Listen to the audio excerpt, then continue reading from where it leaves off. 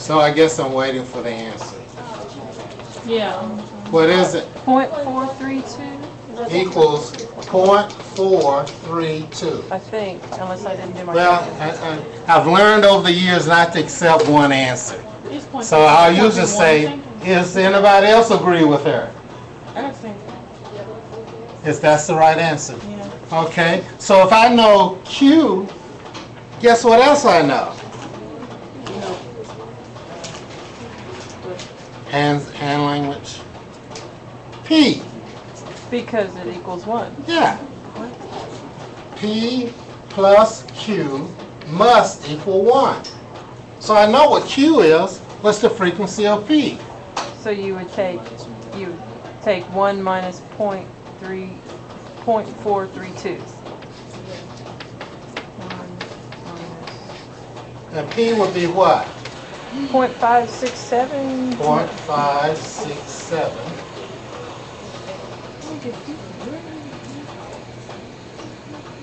So now, did I lose anybody else? Where did P come from?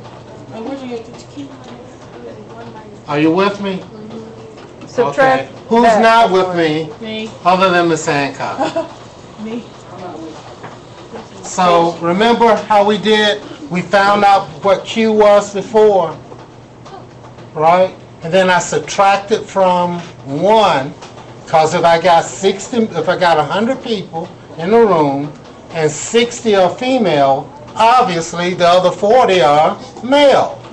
So if 60 is this, then everybody else is big A. You follow? Does that make sense?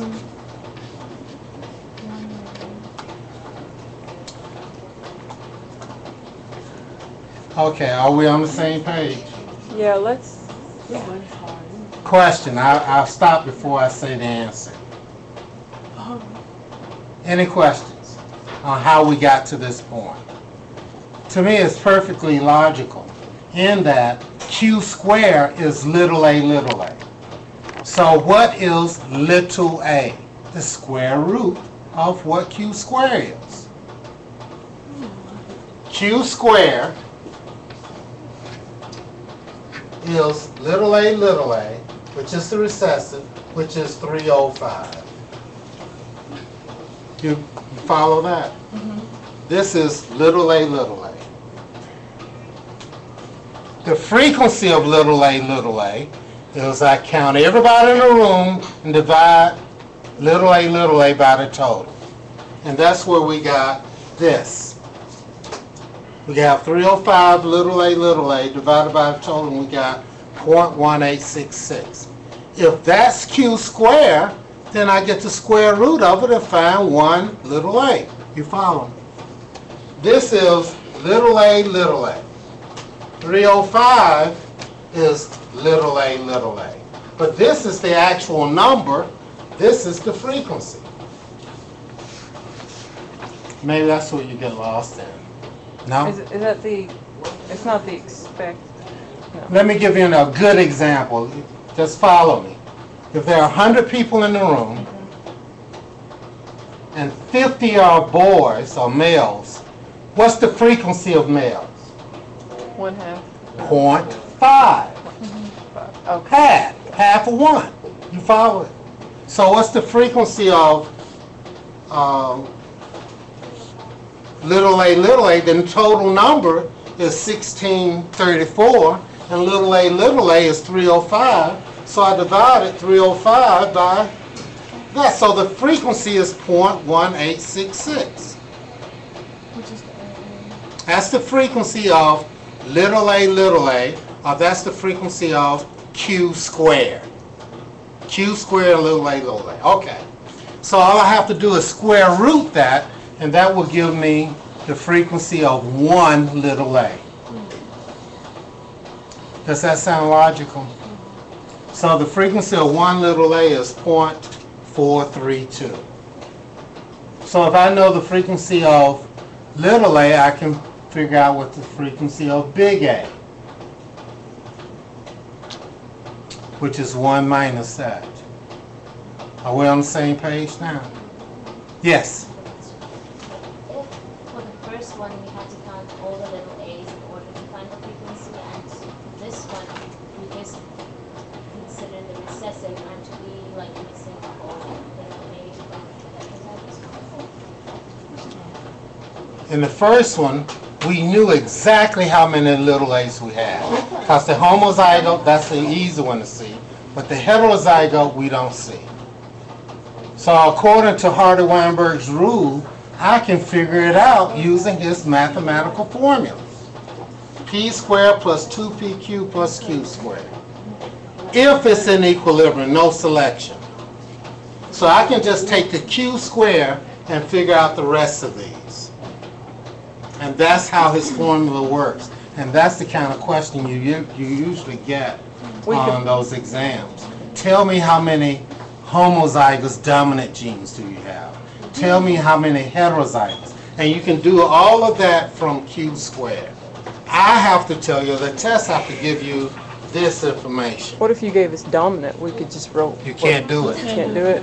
Because this has some dominant, homozygous dominant, and this has some heterozygous. Okay. So the scenario would have to be something like incomplete dominance, that I could see the heterozygote, or co-dominant, but you can't see it here. So you can't do it. You can't use that formula. But the recessive, you know, is little a, because that's the only way it can be expressed. And so taking that recessive, you can calculate everything else.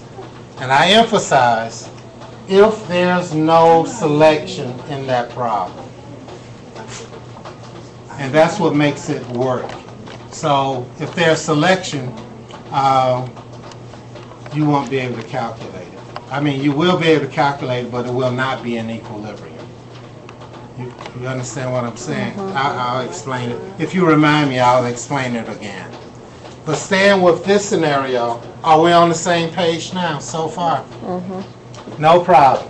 So you can tell me now, what is the frequency of the heterozygote? It would be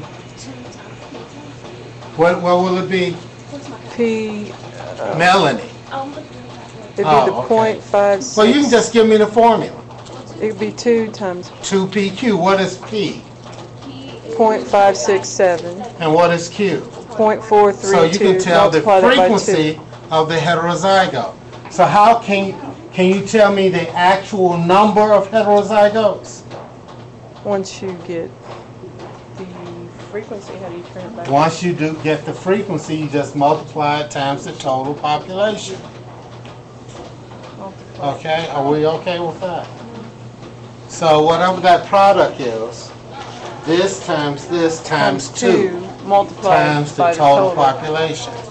So you get an idea of how Hardy-Weinberge works. You want us to figure that out? Yeah, I guess it would help in case you need to Point do it at home. 2pq times equals times 0.432 16. times 2 times 0.567. Total is 800. So what was your frequency first?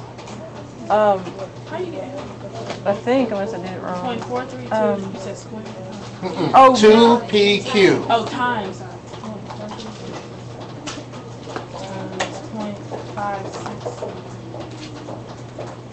0.432 times 0.567 times 2.